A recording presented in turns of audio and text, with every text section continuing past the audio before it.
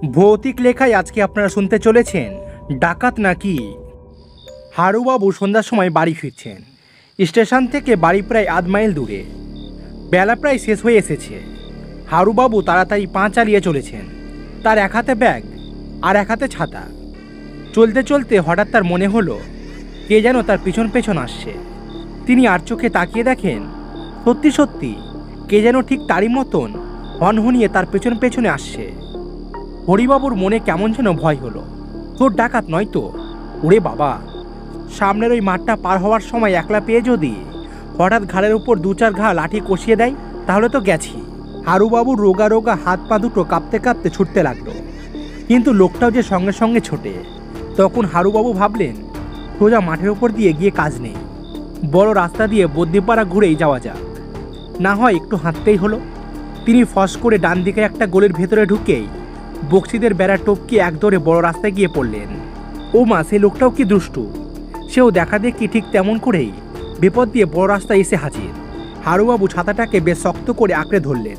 ভাবলেন যা থাকে কপালে, কাছে আসলেই দু চার ঘা কষিয়ে দেব।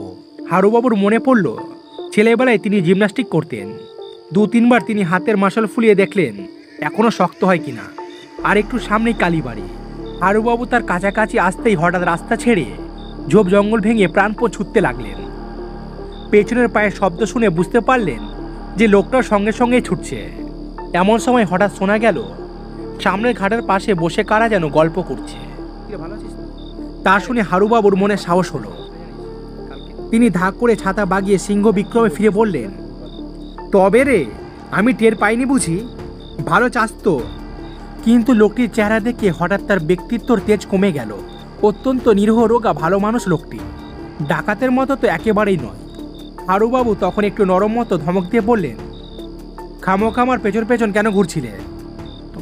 লোকটি অত্যন্ত ভয় পেয়ে আর থতমত খেয়ে বলল, স্টেশনে বাবুটি যে বললেন আপনি বলরাম বাবুর পাশের বাড়িতেই থাকেন, আপনার সাথে গেলে ঠিকমতো পৌঁছাবো। তো আপনি কি বরাবর এরকম করে বেঁকে ছুড়ে চলেন নাকি?